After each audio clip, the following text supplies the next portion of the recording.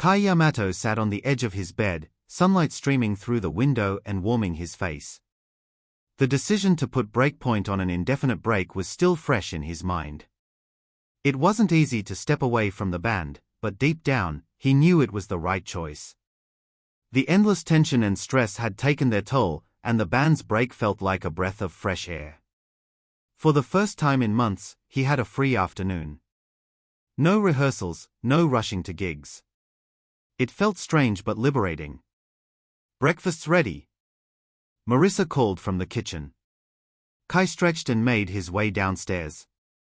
The smell of toast and eggs greeted him as he entered the kitchen. Marissa was bustling about, setting plates on the table, while Akio sat with his coffee, reading the morning paper. "Morning," Kai said, sliding into his chair. "Morning, Kai," Marissa said with a warm smile.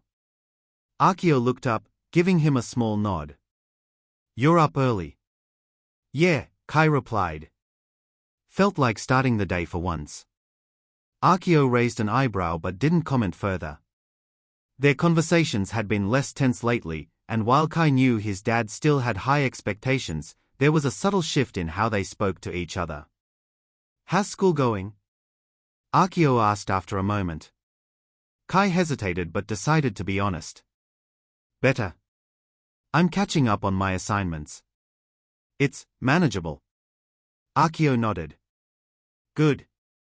Keep at it." Marissa chimed in, placing a plate of eggs in front of Kai. "We are proud of you, you know. It hasn't been easy balancing everything, but you've done well." Kai smiled, her words filling him with a sense of calm he hadn't felt in weeks. School was different without the constant pressure of the band. Kai found himself spending more time with his classmates, forging connections he hadn't paid much attention to before. During lunch, Riku and Kenji invited him to join them in the courtyard. They sat under a large gum tree, chatting about the school festival. "So, you're actually coming this year?" Kenji asked, grinning. Kai shrugged. "Yeah, why not? I haven't been in ages." "It's about time," Riku said.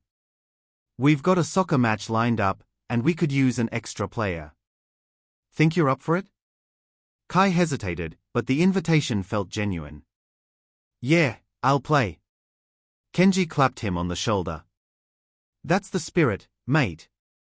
The festival weekend arrived, and for the first time in years, Kai felt excited about being part of it. He joined Riku and Kenji on the field for the soccer match, the camaraderie easing any lingering awkwardness between them. "You're not bad for a drummer," Riku teased after Kai scored a goal. Kai laughed, his cheeks flushed from the run. "Maybe I missed my calling." After the game, Hannah found him by one of the food stalls. She handed him a stick of grilled corn, her face glowing with excitement. "See? I told you the festival was fun," she said, nudging him playfully. Kai grinned.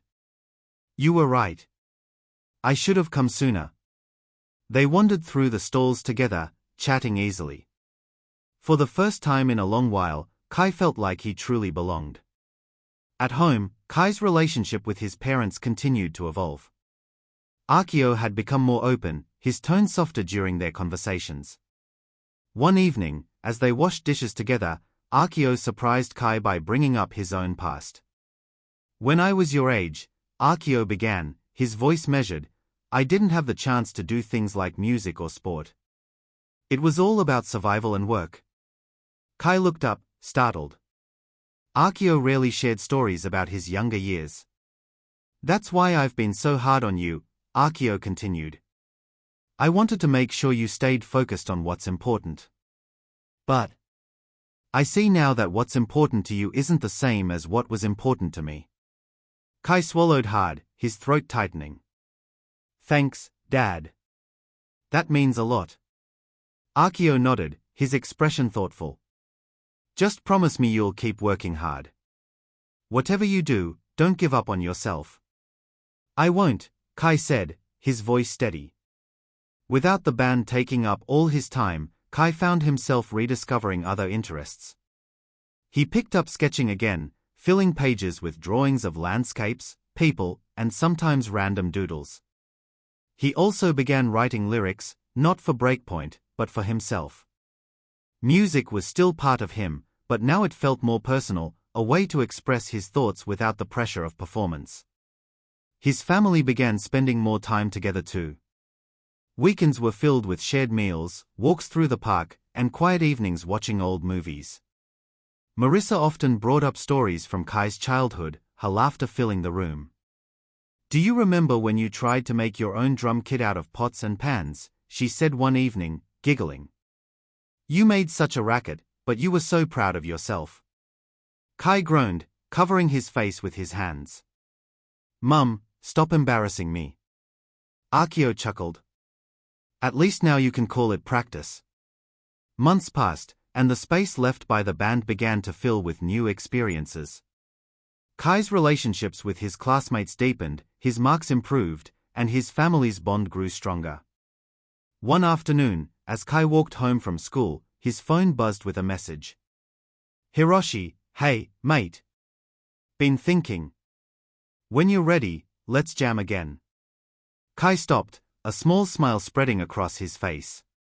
He wasn't sure when he'd pick up the drumsticks again, but the thought of playing felt less daunting now. For the first time in years, Kai felt at peace. The pressures that had once consumed him had given way to a quieter, more balanced rhythm, a rhythm he was finally ready to embrace. Kai's story isn't over, it's just taken a new shape. With stronger relationships and a renewed sense of self, he faces the future with confidence, ready to explore whatever comes next.